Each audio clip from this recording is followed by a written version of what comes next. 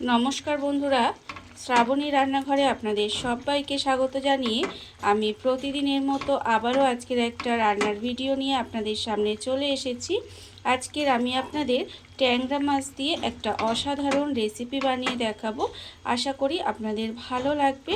তার জন্য কিন্তু আমার পুরো ভিডিওটা আপনাদের দেখতে হবে। আর দেখা শুরু করার আগে একটা লাইক দেবেন, সুন্দর একটা কমেন্ট করবেন আর শেয়ার করতে ভুলবেন না। তাহলে চলুন আজকের আমি এই ট্যাংরা মাছ দিয়ে কী বানাচ্ছি সেটা আপনারা একবার দেখে নিন। রান্নাটা করার জন্য প্রথমে আমি এখানে দেখুন কয়েকটা ট্যাংরা মাছকে ভালোভাবে কেটে ধুয়ে পরিষ্কার করে রেখে দিয়েছি। এইবার আমি মাছের মধ্যে প্রথমে দিয়ে দিচ্ছি নুন। এখানে কিন্তু বেশ কিছুটা নুন দিয়ে দিলাম। আর দেব আমি এখানে হলুদের গুঁড়ো।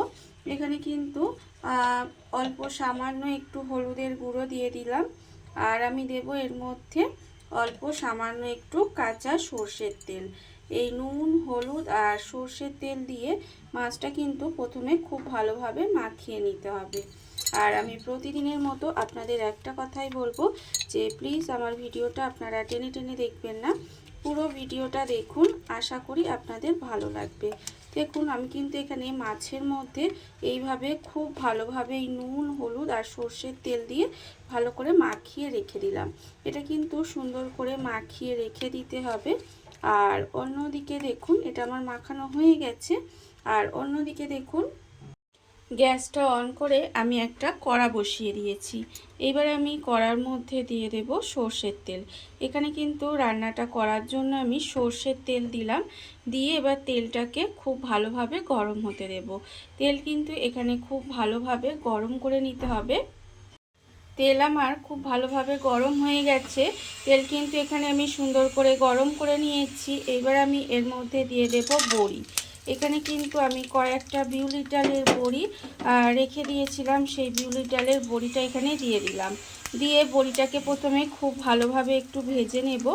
বড়িটা কিন্তু এখানে সুন্দর করে লাল করে ভেজে নিতে হবে।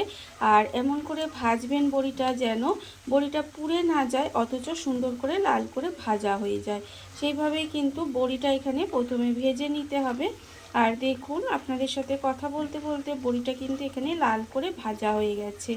আর এর থেকে বেশি আমি কালার করব না, বড়ি ভাজা হয়ে গেছে। এবার বড়িটাকে তুলে রেখে দেব। বড়ি কিন্তু আমি এখানে তুলে আলাদা করে রেখে দেব। বড়ি আমি ভেজে আলাদা করে রেখে দিয়েছি। এবার ওই তেলের মধ্যে দিয়ে দেব অল্প একটু নুন আর দেব এখানে অল্প সামান্য একটু হলুদের গুঁড়ো। নুন আর হলুদ গুঁড়ো দিয়ে এটা কিন্তু একটু প্রথমে ভালো করে মিশিয়ে দেব। মিশিয়ে দিয়ে এইবারে আমি এর মধ্যে দিয়ে দেব বেগুন। এখানে কিন্তু আমি বেগুনগুলোকে একটু এইভাবে লম্বা লম্বা করে কেটে রেখেছি, আর সেই বেগুনগুলোর মধ্যে দিয়ে দিচ্ছি। দিয়ে বেগুনটাকে কিন্তু লাল লাল করে ভেজে নেব। উল্টিয়ে পাল্টিয়ে বেগুনটাকে কিন্তু লাল করে ভেজে নিতে হবে। আর আমার চ্যানেলের নতুন বন্ধু, পুরনো বন্ধু সবাইকেই বলছি আমার তরফ থেকে অনেক অনেক ভালোবাসা।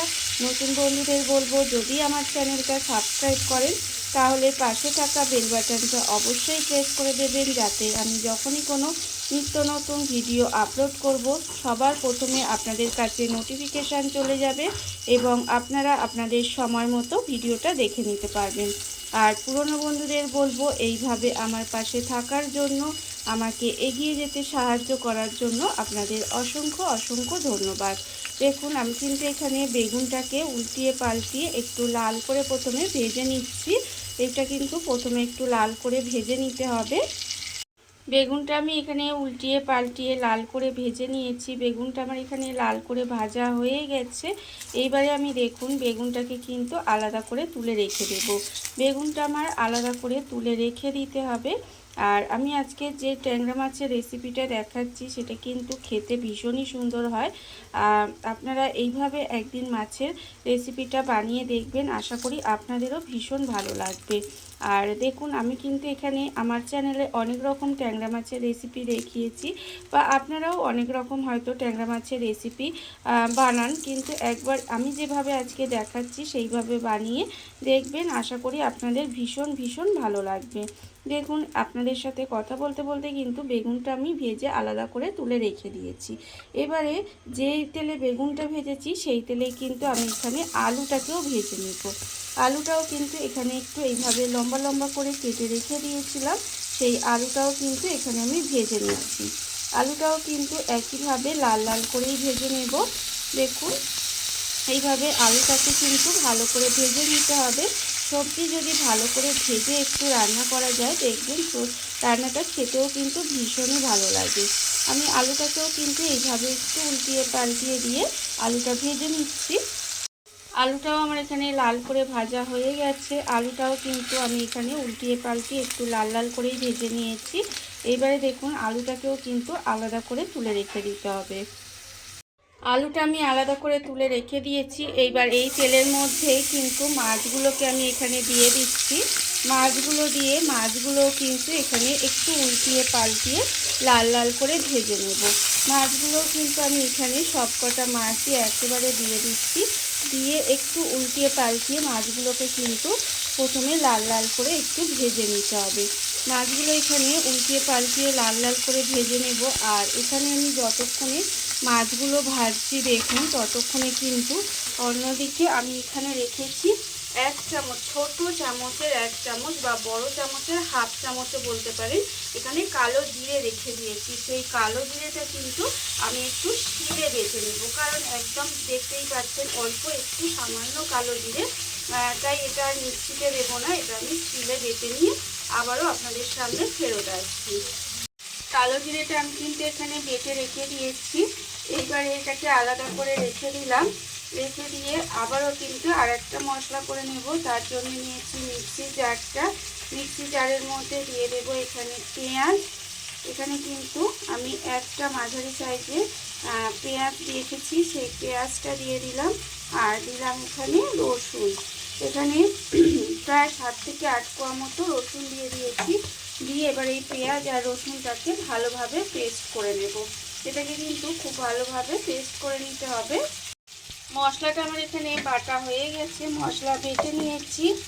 আর অন্যদিকে দেখুন যে মাছটা আমি ভাজছিলাম সেটাও কিন্তু আমি উল্টিয়ে পাল্টিয়ে লাল লাল করে ভেজে নিয়েছি। এটা আমার ভাজা হয়ে গেছে। এবারে এটাকে আমাকে আলাদা করে তুলে রেখে দেব। মাছটা কিন্তু আলাদা করে তুলে রেখে দিতে হবে। মাছটা আমি আলাদা করে তুলে রেখে দিয়েছি। এইবার দেব আমি ওই তেলেই রান্নাটা করব। তেলের মধ্যে প্রথমে দেব পেঁয়াজ। এখানে কিন্তু একটা পেঁয়াজ আমি বেটে নিয়েছি, আর একটা পেঁয়াজ এইভাবে একটু কুচি করেই দিয়ে দেব। পেঁয়াজটাকে কিন্তু আমি তেলের মধ্যে দিয়ে দিয়েছি। দিয়ে পেঁয়াজটাকে প্রথমে একটু ভেজে নিতে হবে। একটু সময় কিন্তু তেলের মধ্যে দিয়ে পেঁয়াজটা ভালো করে একটু লাল লাল করে ভেজে নেব। পেঁয়াজটা আমি এখানে একটু লাল করে ভেজে নিয়েছি। এইবারে দেখুন ভাজা হয়ে গেছে। এবার আমি এর মধ্যে দিয়ে দেব যে কালো জিরেটা আমি এখানে বেটে রেখেছিলাম শিলের মধ্যে দিয়ে, সেই কালো জিরেটা কিন্তু একটুখানি এখানে দিয়ে দেব। কালো জিরেটা কিন্তু এখানে দিয়ে দিতে হবে। কালো জিরেটা দিয়ে এইবারে এটাকে একটু সময় এইভাবে একটু মিশিয়ে নেব। মিশিয়ে নিয়ে এর মধ্যে একটু নেড়ে চেড়ে কষিয়ে নিচ্ছি। এবারে এর মধ্যে দিয়ে দেব দেখুন এখানে যে পেঁয়াজ আর রসুনটা আমি এখানে মিক্সিতে বেটে রেখেছিলাম সেটাও এর মধ্যে দিয়ে দেব। পেঁয়াজ আর রসুন বাটাটাও এর মধ্যে দিয়ে দিলাম। দিয়ে এবার সমস্ত কিছু একটু তেলের মধ্যে কষিয়ে নিতে হবে, যাতে এর যে কাঁচা গন্ধটা আছে সেটা চলে যায়। দেখুন এইভাবে কিন্তু একটু সময় মশলাটাকে খুব ভালোভাবে কষিয়ে নেব। এটা কিন্তু কষিয়ে নিতে হবে। মশলা আমার এখানে ভালোভাবে কষানো হয়ে গেছে। মশলা থেকে তেলটা দেখতে পাচ্ছেন ছেড়ে দিচ্ছে। তখন কিন্তু এর মধ্যে দিয়ে দেব আন্দাজ মতো নুন, আর দেব আমি এখানে হলুদের গুঁড়ো, আর দেব লঙ্কার গুঁড়ো। ঝালের জন্য একটু লঙ্কার গুঁড়ো দিয়ে দিলাম।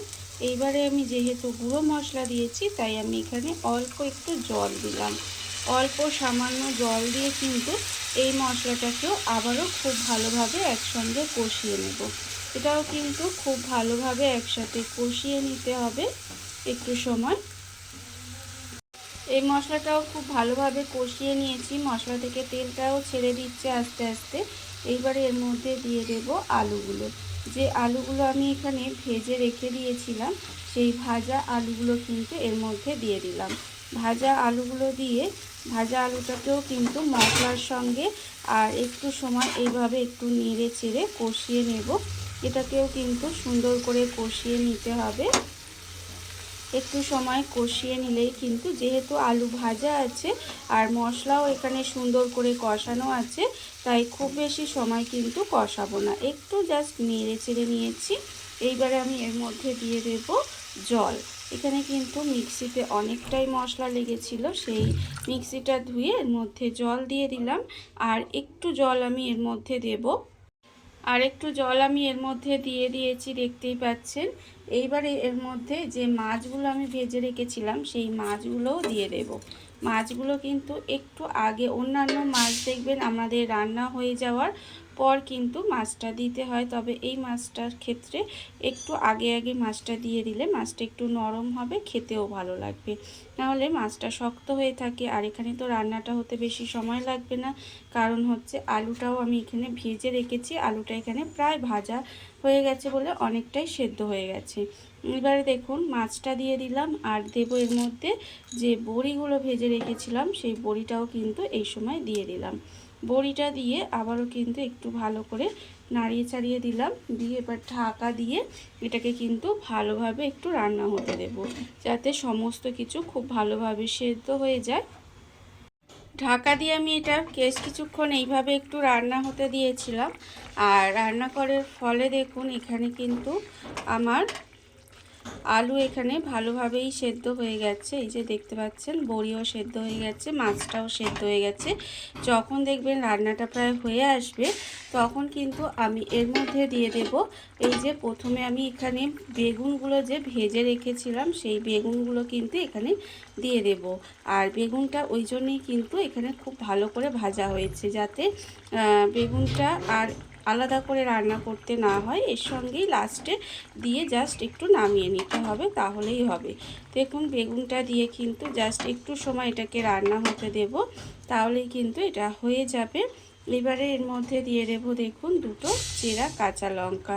দুটো চেরা কাঁচা লঙ্কা দিয়ে দিলাম, দিয়ে এবার এটাকে ঢাকা দিয়ে আমি 1 থেকে 2 মিনিট মতো আরেকটু রান্না হতে দেব। ঢাকা দিয়ে কিন্তু আমি আরও 2 মিনিট মতো এইভাবে একটু রান্না হতে দিয়েছিলাম। দেখুন একেবারে রান্না কিন্তু আমার রেডি হয়ে গেছে। আর কিন্তু দেখুন বেগুনটা আর রান্না করার দরকার নেই, কারণ না হলে বেগুনটা ঘেঁটে যাবে, তখন কিন্তু আবার খেতে ভালো লাগবে না। রান্না আমার একেবারে রেডি। এবার আমি গ্যাসটা অফ করে দেব আর আপনাদের পরিবেশন করে দেখাবো ঠিক কেমন হলো।